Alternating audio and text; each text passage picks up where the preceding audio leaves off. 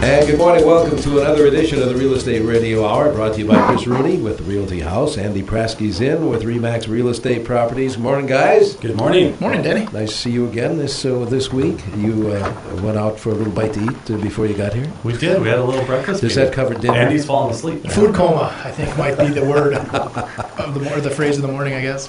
So what did you give us? Tell us, because those of us who are here real early in the morning are ready for like dinner right now. Yeah. Not lunch, but I mean the evening meal. What did you have? Can I ask you that? What did I have, Chris? It was awesome. I don't know. What? Pancakes? Eggs Benedict for me. Yeah, it was like hash browns, and you guys had eggs and bacons and waffles. I just needed to hear that because I'm starving. It has nothing to do with the real estate, except you're taking up more real estate now after the food. All right, I tell you what. We get a little crazy here at this stage of the game. But anyway, we always welcome our listeners' questions that deal with real estate, whether text questions or phone calls. And before I throw it to you guys, let me give our phone numbers and the text number, 651-989-9226, or send the guys a text at 81807. Later on, we'll get you that hotline number as well. What's on the segment today, this first segment? Well, you know, we've promised for a few weeks now. We've gotten a lot of calls regarding title questions, quitclaim deeds, warranty deeds, how to... We did. We have had a lot. We've had a lot. So today we brought in Liam Shay with All American Title. He's their examiner. And so we're going to try to get all those questions answered today. Good. And then Travis Whitford with W.J. Bradley is also here.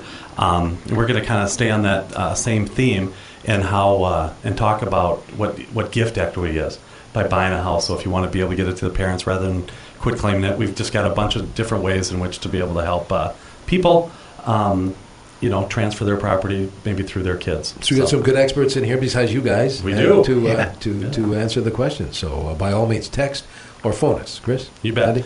I know we want to start a little out with a market update. I know Andy did a little research in Forbes magazine. See, he reads those big magazines. Wow, he does. Yeah, he does. I read them out of my neighbor's garbage. Actually, I'm too cheap to buy myself, but But anyways, so kind of some interesting facts, and they had the highest zip codes, right? Yeah, we had 3 of our local cities here that made the Forbes most expensive zip codes list, which I thought was pretty interesting. Out of the nation? Yeah, out of the 500. I mean, some of these, just to give you an idea, New York City had the area code 10065. The average priced home was $6.53 million. The average. So then you come back to the Twin Cities, and I'm like, that doesn't apply to us. And you're like, is that Midtown Manhattan? Is that what that is? Yeah, if you pull up that list, it is. Gotta be. Yeah, it's right in the heart of the. Yeah, exactly. And so what we had here, the highest on the list was actually Edina over at 5542, which is kind of the country club district, if you will, over there. Yeah. They were ranked 299th. Averaging an $890,000 price range, which I was pretty impressed with. Wow. Yeah. Number 2 was Wayzata's 55391, came in at 773, and they averaged 780,000. And then the last one was where my brother hangs out a little bit, over in the Minneapolis at the 55403, which is kind of the Lowering Park, Kenwood area, ranked 488th, so they barely made the list, which came in at 543,000, which is just impressive numbers in today's economy. Boy, I guess. You're not kidding. And those are based off sales, median sales. So it's not like this is history from before. This is real numbers that are interacting and changing. So yeah, I had a chance to take a luxury home marketing course, and just it kind of gets you thinking about what those numbers, what the real numbers are. So I just kind of quickly looked up, and there's 42,000 sales in Minnesota so far this year, from January 1st till now. And of those 42,000 sales, 75% of them were under 200,000. Yeah. 75%? 32,000 of them were under 200. Yeah. Wow. 200 or lower. And I don't know, that just surprised me. It's a payment thing. I think you got a lot of the renters converting over because they can, secure a house payment that's almost half of what the rent payment that they're used to, and now they secure a tax write-off that they've never had. So there's a lot of people converting right now. Right. Yeah. So and it was only like the top 1% were over 800,000. So most of them must be in that number 299 you got there. Yeah. In a country club area, but it was just I wonder just where really kind of Champlin ranked on that list, because I'm from Champlin. I'm sure we were in the you're right probably there. 501. Yeah, you're right there. So, well, let's. Why don't we introduce Liam? Yeah. Liam Shay with All American Title. We appreciate you coming in. Thanks, guys. Appreciate it. Yeah, absolutely. And we've had a lot of questions over the last few months. Actually, a long time. But why don't we just start out with a question that every time at closing that people get asked is joint tenancy or tenants in common. And what is the difference between those two, and why would someone want to do one or the other? Yeah, well, basically, anytime you have more than one person going into title, you want to consider, do you want to do joint tenancy, do you want to do tenancy in common? And essentially, basically what happens is if you do joint tenancy, you're able to have the two people go into title, and if one of those people dies, it's a simple transfer over using a certified copy of the death certificate and an affidavit, and you can just transfer the property over to the surviving joint tenant. With tenants in common, the two people are basically going into title to their portion of that property. So if one of them dies, it can't just automatically transfer over. It would stay within them and go into their estate and needs to be probated. So you end up having situations, we've had a couple in our office, where they're really heartbreaking, where you've got this elderly couple, and all of a sudden you've got this woman calling in saying, now she doesn't have any money, she doesn't have the ability to do an estate for her husband, but because they weren't entitled as joint tenants, that's the only option, is you have to go that route. So with tenants in common, again, you're talking about, each person has it individually. With joint tenants, you do have the ability to do a right of survivorship transfer. So if I'm in title right now and I want to switch, is that a big event for us as a?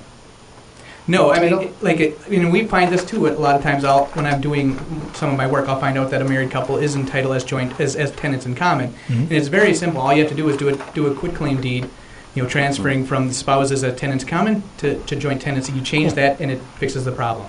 That you brought up a quitclaim deed. That's another big topic around here.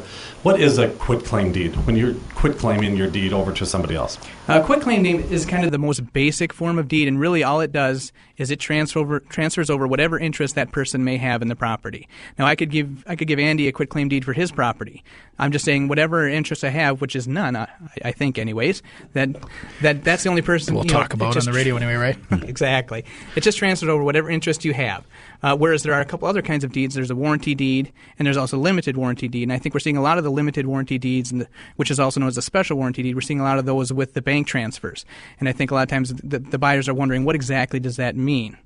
And the reality is, the warranty deed essentially is saying, the seller is saying that they will warrant that they have good title to it and that they have the ability to transfer that property over to the buyer.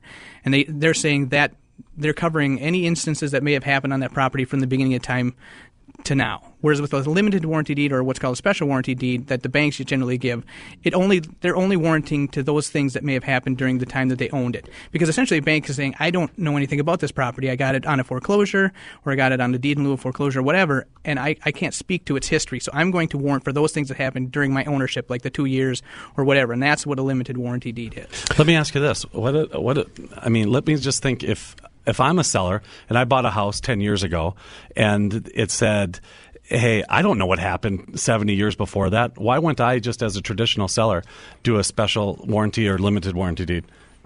I think it's probably, it would be in your best interest as a seller to do that. I mean, if you were a seller, you'd want to try to limit your exposure as much as possible. So if you could get away with even doing a quitclaim deed, you would do it. But I think it's a matter of, you get it to the table and you get negotiating, the buyer's going to want as much protection as they can get, so they're going to want a full warranty deed. The seller's going to want to do the other end of things. So, and I think just from a historical standpoint, generally with a normal transaction between a buyer and seller, they give a warranty deed.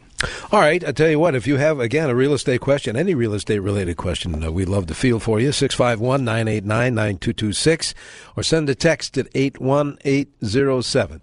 Back with more of the Real Estate Radio Hour here on 830 WCCO.